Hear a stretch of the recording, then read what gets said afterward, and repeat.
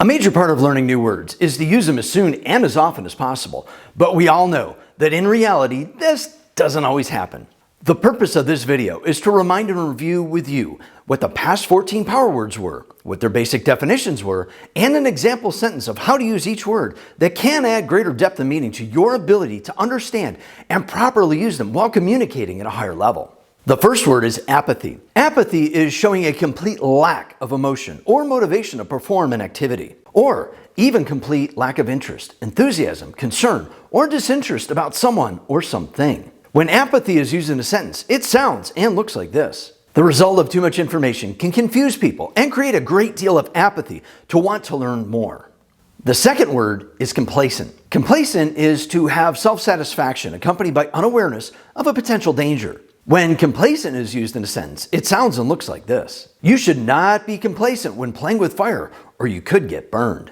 The third word is impudent. Impudent is when someone shows contemptuous or cocky boldness or disregard to others, or when someone lacks modesty and is offensively bold and disrespectful. When impudent is used in a sentence, it sounds and looks like this. The impudent politician ignored the reporter's questions. The fourth word is benevolent. Benevolent is to be well-meaning and kindly, to give without asking for something in return. When benevolent is used in a sentence, it sounds and looks like this. The youth sports teams are supported by thousands of benevolent donations.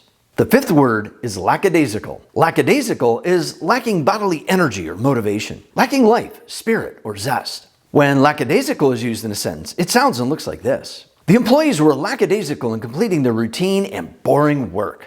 The sixth word is inadvertent. Inadvertent is when something happens not resulting from or achieved through deliberate planning. When inadvertent is used in a sentence, it sounds and looks like this. An inadvertent spelling error caused much confusion about how to complete the project. The seventh word is industrious. Industrious is to be diligent and hardworking. When industrious is used in a sentence, it sounds and looks like this. Ants are very industrious in how they build and maintain their colonies.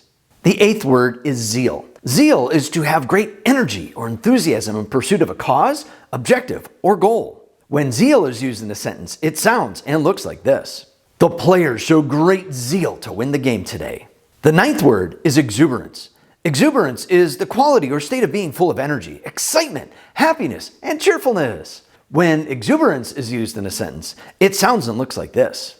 The effects of being isolated for so long have taken away the exuberance from many people's lives.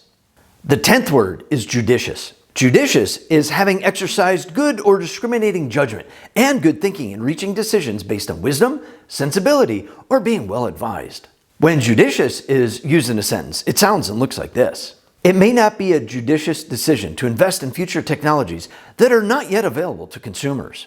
The 11th word is gregarious. Gregarious is describing a person who enjoys socializing and being in crowds, or to describe how certain animals and plants behave.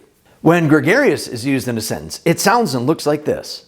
Normally talkative and gregarious, the player has become increasingly impatient and secluded from public in the weeks prior to the long tournament schedule.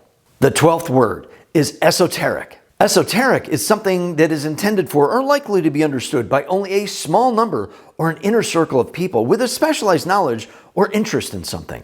When esoteric is used in a sentence, it sounds and looks like this.